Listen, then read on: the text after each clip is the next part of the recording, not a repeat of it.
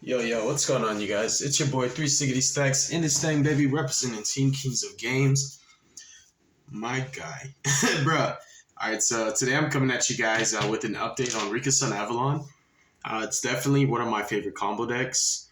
I just like the uniqueness of the playstyle. I like the interactions with its engine and how well its engine's able to trade with non-engine. And honestly, it has one of the most impactful and high ceiling inboards with, I would say, an above average amount of counterplay for pretty much blowout cards that typically would be considered equalizers for inboards like this. But this deck has really strong defensive countermeasures to mitigate a lot of the cards that normally would just kind of just clap up your inboard, regardless of how good it looked at the end. So I like its coverage. I like that it has good coverage against a lot of the popular non-engine tech cards people are playing right now. I like that a lot of people are all on power spells and blowout power spells at that, and I love how much coverage that this deck's engine gives it.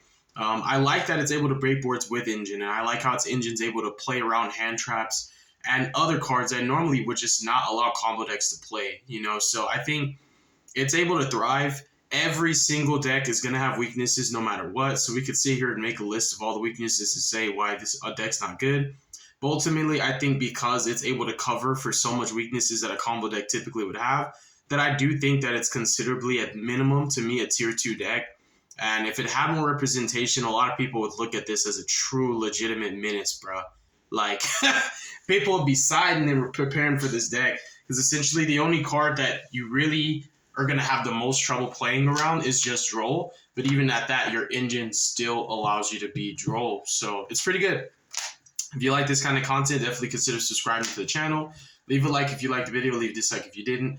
And also make sure that if you want to support the channel even further, you look into joining either the Discord, which is super dope. It's free. It's a community. Subscribing's free too. And also you can sign up for Patreon if you would like to learn more about the game from me. I think I'll start non-engine first, and then we'll get into the deck. I think this deck is pretty strong though.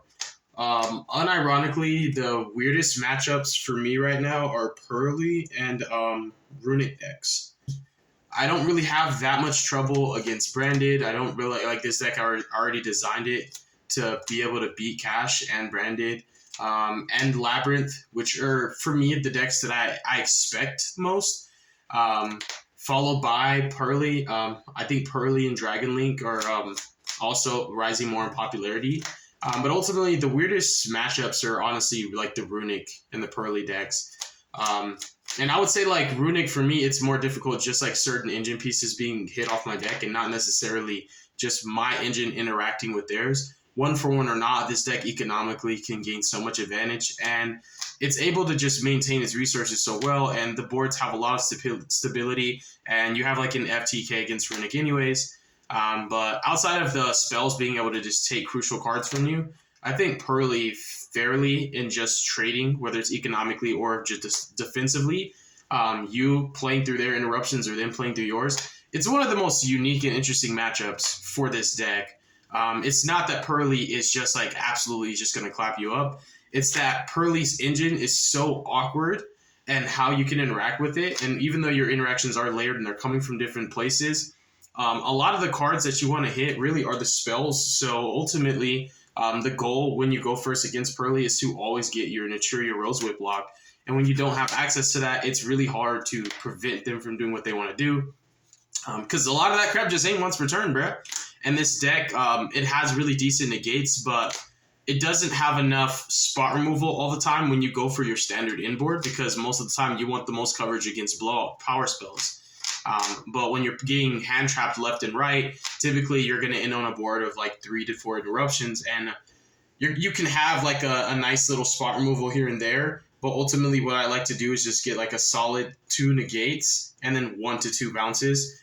So yeah, it's just really weird. Like, that deck is really good, and I think that in the future, if Pearly remains as popular as it is, I would like to implement some countermeasures in the main deck, because I did actually change my patterns with my non-engine. So you know what? Let's just show you guys. So I'm maining 3 Ash, 3 Impern. I think that these are just the most well-rounded. They've always been the most well-rounded and universal staple hand traps for like ever. I like Dark Ruler a lot. This is not good against that deck. It's really not. This is one of the problems where like this is okay. I think that Book of Moon's coverage is more impactful than the card itself, even as weird as that sounds. Like, I think Book of Moon's, it's a good card. It's not bad. It has a lot of, obviously, like, super duper, it's a very adaptable card. There's a lot of applicable scenarios with Book of Moon where it can be an offensive or a defensive card. It has a lot of utility and coverage. But the card itself is okay. I'm not too, crazy about it, especially not with what's been happening to me lately. But and then I'm also on tactics. I like tactics. I like coverage. I think that this deck is always going to be able to play through 2 hand traps every single time. But the fact that you can get hand trapped once and then have talents and already you're able to play through a second, which means your opponent has to consistently open 3. And if not, you're taking their engine or their follow-up or the card that would be the most detrimental considering what it can do to your inboard. Most of the time, if you have full combo and you resolve talents, the only reason why your opponent isn't scooping at this point is because they either want to run the clock or they want to see what your combo's like or pray that you mess up. Because there's no way you're going to lose if you resolve talents when you're playing this deck. And it's just literally that simple. If you resolve talents and you're able to combo, you're going to win 10 times out of 10. It's just that good. It's a really good deck. It's not the best in the world, but it's good at what it does. And when it goes first, it's one of the scariest. It's like one of the most scariest matchups that you can have. So now for our starters. I look at Con universally like I'm going to keep it here. Right, I'm going to keep Con there. Like, I see it universally as a starter, but it's more like I use it as a going second card a lot more than I use it to access my engine, because in the duration of my combo, I access Con like a lot later because I don't like to plant lock myself because I typically like to set up Regulus, So it's like a going second card. That's why I'm going to leave it here. I'm going to keep it in this pile. I like 3 Con. I know a lot of people think that 2 is just absolutely correct and they live and die by it. But what you might not understand is the effect of tributing your opponent's monsters is not hard once per turn. So it's actually incredible. I've done a lot. I have like a lot of crazy stories and experiences with this card. The first time I realized that this card wasn't hard, Yu-Gi-Oh! Players don't read, right? Wasn't hard once per turn on tributing was when I was playing against Fluunderies back when Berry Statue was still illegal. That's when I realized I bumped this card to 3 and put Terraforming in right after that because I tributed over Berry Statue and got Berry Statue again because he was playing double Berry Statue. And I was just sitting there like, I might as well scoop, read my cards, and I'm like, oh my goodness, I can tribute the Berry Statue again. What am I doing? So yeah, this card's really, really nutty. It outs everything. Your engine is so powerful. Honestly, it's ridiculous. Dying 1-for-1. Anything that accesses Loci without your normal summon is the best starter in your deck because you can also Cactus Bouncer. And I don't go too crazy with the amount of bricks, but Cactus Bouncer is always like a side deck staple. So typically your side decking patterns, no matter what you put in and take out, whenever you're going first, you rotate in Tranquility and Cactus Bouncer. And these cards allow your full combo to end with Bouncer and also Rose Whip. And if your opponent decides to, I don't know, like Dark Roll your board or whatever, the Tranquility is going to give you a lot of coverage. Because if you read Tranquility, like it's going to attribute a plant monster to Reborn RIKKA, which is nuts. But, you're literally just going to get a double Reborn. So you're going to get 1 plant in RIKKA. And so what happens is, depending on the matchup, and whichever one is going to be more predicated to preventing your opponent from playing, you're going to pick that one to bring back off Tranquility. So if they Dark Roll your board and you have Rose Whip up and they're playing Runic, you can actually still use Tranquility on res and then just get your guys back online. So you can literally actually just tribute your own Rose Whip and then bring back a RIKKA and then bring Rose Whip back as well, because it actually doesn't specify targets. It just says bring back a RIKKA from grave, and then if you tribute it, bring back a plant from your grave, and as long as you have a legal target in the first place, you can actually tribute Rose Whip and bring Rose Whip back. And the same thing for Cactus Bouncer. Cactus Bouncer's Floodgate-esque effect only applies while it's on the field, and it's not going to hurt you as much. Like if you normal summon it off the rip, it's not doing anything. You need another to complete the lock, but these are like the FTK. Like it just makes it to where like your opponent has to open like insanely sacky. And that's why these are so good, because they allow you to Cactus Bouncer so you can deny your opponent from spells, traps, and special summoning, and pretty much monster effects, because there's a lot of effects they can't activate in the first place. If you're denying, it's more of a proactive board as opposed to a reactive board. And I think proactive is obviously a lot more cancer and just in general has a higher ceiling because denying the ability is a lot better than having a response to it when they're able to play. 3 Glamour, more starters. Glamour is ridiculous. Actually, Glamour is super ridiculous. It's super flexible. You can actually Glamour for Cactus Bouncer, which is crazy. I love this card. It's really, really good. Loci, Heart and Soul, baby. I'm playing 2 Petals. I've just gone so back and forth. It's really just ratios right now. I've been trying to keep the deck around 45, 46-ish. That's like the highest I want to go. This card beats Droll. It's crazy. I just like opening it, and even though like putting a 3rd in only is going to increase it, by so much, just high rolling into Petal when you just use her to Foolish Burial Princess is one of the most insane interactions because it not only plays around Droll, but it prevents the first hand trap that's impactful from even being able to put any type of hindrance in your combo. So the duration of your combo is already insulated from Droll, and if they don't have Nib, it doesn't really matter what else they have. And so when they start to see, your IQ isn't like a dog's, right? They're like, oh my gosh, I have to negate RIKKA Petal on summon. I can't allow her to resolve. But then you have Glamour, and you have 3 Princess, and you have Con to set Glamour. Let me shut up, because this deck's good. Lone Fire Blossom. There's just interactions. Like, Imperm's really popular, so this being in your main deck is actually super imperative. You actually need it to be able to play through, like, the low impacts a lot more often. The high impacts are what you save, like your Princess and the other really, really nutty cards that I'm going to show you. With your engine can beat those, but the high impacts are what you save your negates for, and the low impacts are what you just play through just by sequencing your combo correctly and memorizing it and practicing a lot.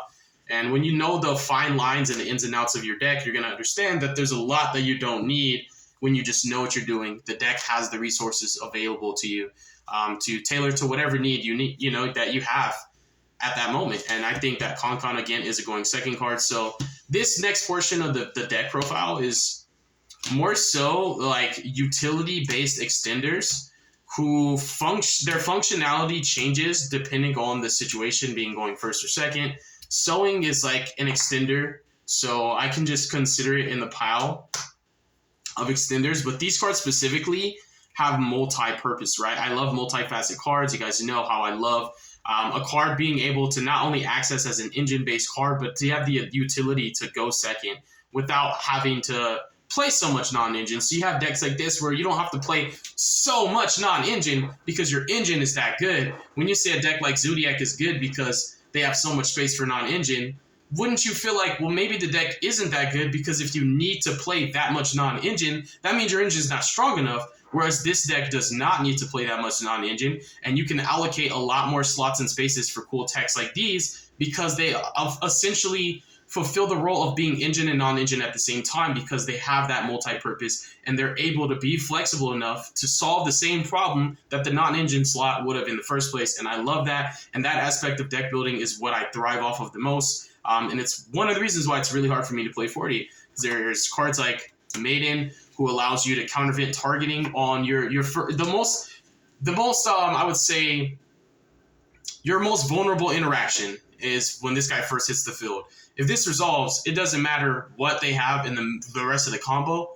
The cards that you need to beat other cards that they're holding for you, you're going to get access to them. So this card resolving is so important that you need the utility from RIKKA Fairy, and then you also need the utility from Sunvine Maiden. And I'm calling her RIKKA Fairy, but she's Hellfire. Okay, just call her Hellfire.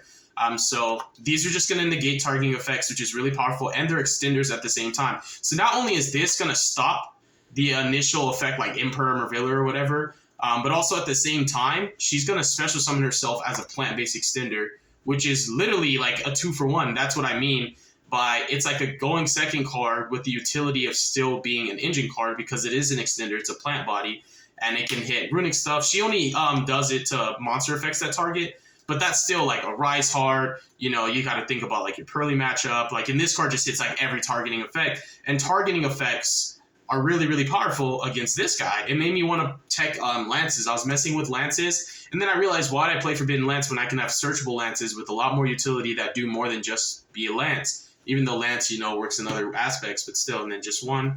I don't really like more than one Primula. She's nutty. This is how you hard make like your big beaters. You just want to put out threats multiple times every single turn. You're just going to rinse, wash, and repeat.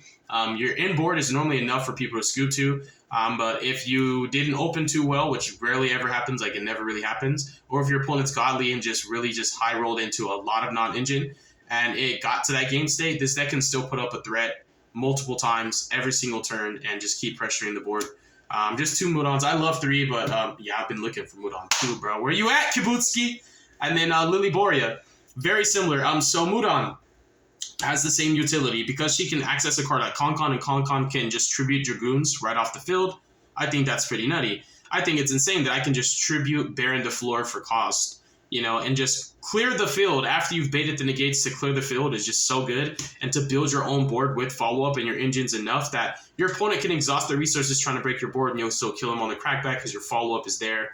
In-phase post kind of nice. And Lily Boria is there as the same utility. She's an extender that also accesses a card that allows you to beat the only hand trap that you wouldn't be able to typically beat in the duration of your combo when they have Droll. So like Droll Nib would automatically clap your cheeks if you didn't sequence your combo correctly.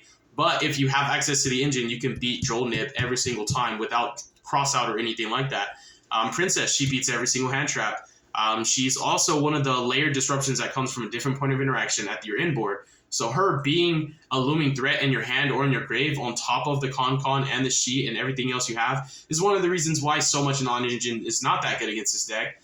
And typically the card that you want the most against this matchup is Evenly, and that's why I think it's so important to prioritize Regulus and prioritize the Rose Whip. Most people don't main Rose Whip, but I think you have to. And again, so all these cards can be extenders, but at the same time, they break boards, they insulate your combo from high-impact hand traps, and they help you beat tech cards, non-engine stuff like Econs and Book of Moons and Imperms, and I think that sometimes outweighs the value of you playing your own Econs and Book of Moons and stuff. And then these are just cards you never really want to see. These are the last 4 cards in the deck list. This is okay, but obviously if you see it now, Lily Boria is just an extender. And the cute thing with Reggie is because Lily Boria is a plant and you can pretty much infinitely recur her, you can just every turn pressure the board by starting your first effect by activating Lily Boria, targeting him, she's going to become him.